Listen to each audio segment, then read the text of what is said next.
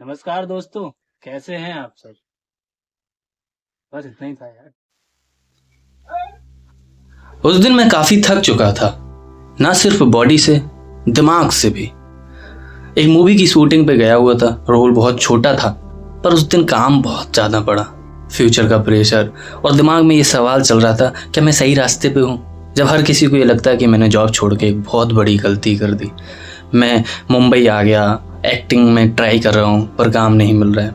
रात के वही 11-12 बजे होंगे। पैकअप हुआ तो मैं बैग लेके अपना घर पे वापस आ रहा था। रास्ते में कुछ भी सवारी नहीं मिली तो पैदल ही आ रहा था, क्योंकि ज़्यादा दूर शूट था नहीं। जो स्टूडियो था वो मेरे रूम से अराउंड 1.5 या 2 किलोमीटर दूर था, तो मैंने सोचा कि क्यों ना चलो पैदल ही निकल लिया जाए। तो मैं पैदल वापस आ रहा था।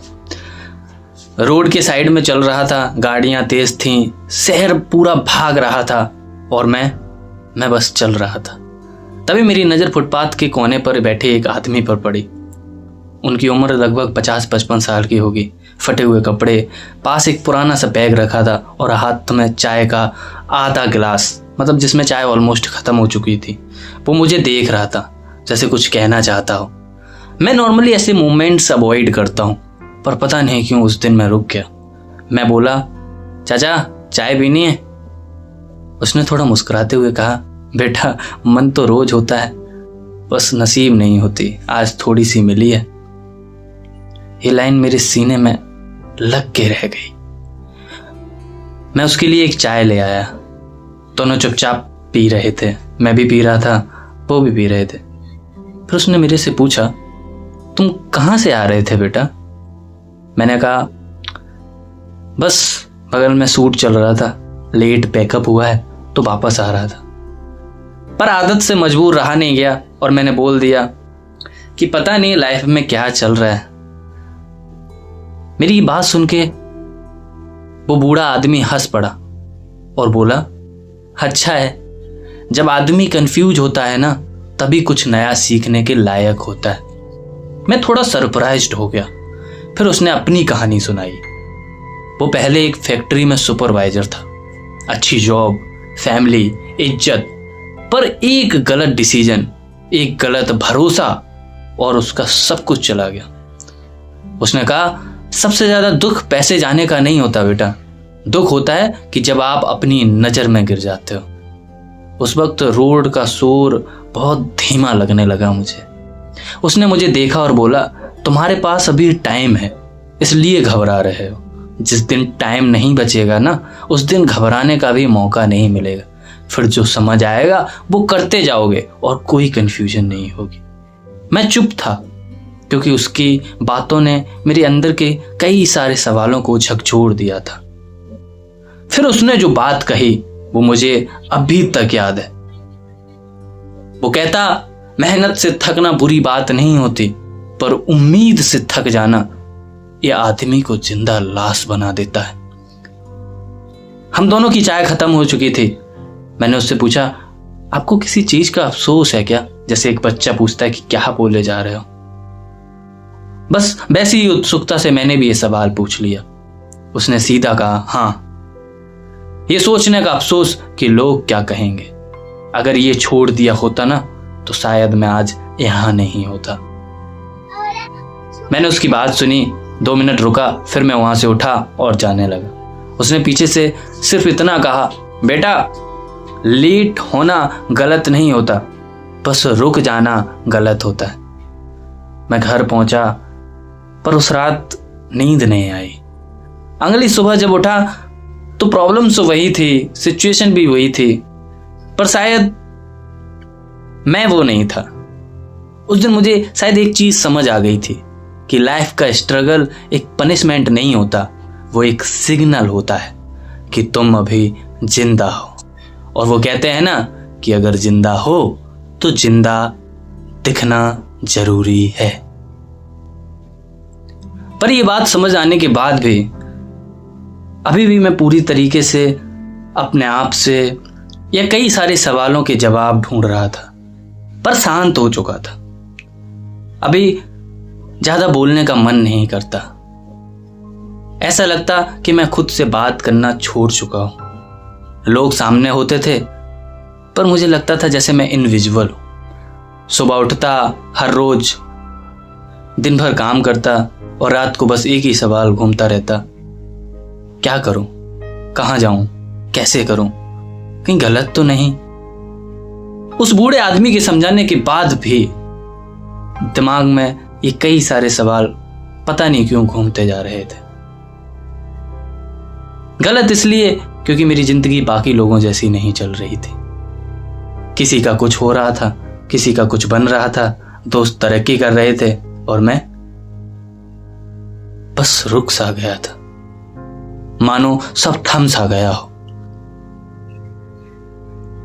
एक रात में काफी देर सुनसान सड़क पे बस चलते जा रहा, ना फोन यूज किया, ना किसी को कॉल, सिर्फ सड़क, स्ट्रीट लाइट और मैं, मेरे कदमों की आवाज। तब मुझे एक बात महसूस हुई, जब जिंदगी बहुत भारी हो जाए ना, तो इंसान खामोशी को ही अपना दोस्त बना लेता है। मैं एक जगह रुक गया, आगे ट्रैफिक चल रहा था और पीछे पूरा शहर जिंदा था, पर बीच में मैं मुर्दा। उस वक्त मुझे लगा जैसे मैं लाइफ के बीच में अटक गया हूं, एक आम इंसान की तरह। मैं पता नहीं क्या दिमाग में इतनी ओवर थिंकिंग कर रहा था, ना पीछे जा पा रहा था और ना आगे। उस दिन भी मुझे सामने बैठी बेंच पर एक आदमी की आवाज आई।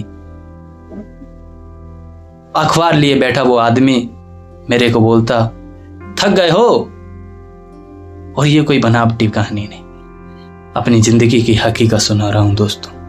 उसका सवाल बहुत सिंपल था, पर मेरे लिए बहुत हैवी, क्योंकि उनके जैसा ही दिखने वाला एक व्यक्ति पिछली रात मुझे झकझोर कर गया था। पर मैंने उसके सवाल के जवाब में बोला हां। तो उसने पूछा, किस चीज से थके? मैं चुप रहा कुछ पल और फिर बोला, खुद से। वो कुछ नहीं बोला, बस धीरे से सर हिला दिया, जैसे उसको पहले से ही ये जवाब कई बार सुनने को मिला हो। थोड़ी देर बाद उसने कहा, सब लोग थक जाते हैं, पर जो खुद से थक जाए ना, वो सबसे ज्यादा अकेला होता है। ये लाइन वापस से मेरे अंदर जाके लगी। मुझे लग रहा था मानो क्या चल रहा है, मेरी लाइफ एक फिल्म की तरह चल रही है। हर रोज कोई ना कोई आदमी, कोई ना कोई इंसान मिल जाता है जो कुछ ऐसा कह देता है जो अंदर तक मेरे को झकझोर देता है। उसने फिर से कहा, तुम्हें लगता है कि तुम पीछे रह गए हो? तो मैंने जवाब में सर हिला दिया, हां। वो फिर से मुस्कुराया और बोला, जिंदगी रेस नहीं होती, पर जब हम दूसरों को भागते हुए देखते हैं ना, तो खुद को हारा हुआ समझ लेते हैं। और फिर मुझे रियलाइज हुआ कैसे मैं हर दिन खुद को कंपेयर करता हूं, किसी के रिजल्ट से, किसी की सक्सेस से, किसी के लुक से, तो किसी की स्माइल से, और फिर खुद को जज करता हूं। उस आदमी ने कहा, तुम्हारा प्रॉब्लम ये नहीं है कि तुम कुछ नहीं कर रहे या कुछ नहीं कर पा रहे, या तुम्हें काम नहीं मिल रहा, या तुम जो पाना चाहते हो वो तुम्हें मिल नहीं रहा। तुम्हारा प्रॉब्लम है कि तुम खुद को वक्त नहीं दे रहे, भागते जा रहे हो वक्त। आज सब कुछ इंस्टेंट चाहिए, रिजल्ट भी, प्रूफ भी, वैलिडेशन भी, पर कोई ये नहीं बताता कि कुछ चीजें अंदर ही अंदर पकती हैं। और उसने एक और बात बोली थी, जो लोग शोर में चमकते हैं ना, वो अक्सर अंधेरे में खुद को खो देते हैं। मैं चुप रहा, उसकी बातें मानो मेरे अंदर स्टोर हो रही हैं। मैं एक बच्चे की तरह उसे सुनता जा रहा था और वो एक अध्यापक की तरह बस बोले जा रहा। फिर उसने कहा, और जो लोग अंधेरे में खुद के साथ रहना सीख लेते हैं, वो जब रोशनी आती है तो डगमगाते नहीं, परेशान नहीं होते, हिलते नहीं। उन्हें खुशी आने पे फर्क नहीं पड़ता और दुख आने पे कोई गम नहीं होता। यह सुनकर मेरी आंखें मानो खुल गई हैं।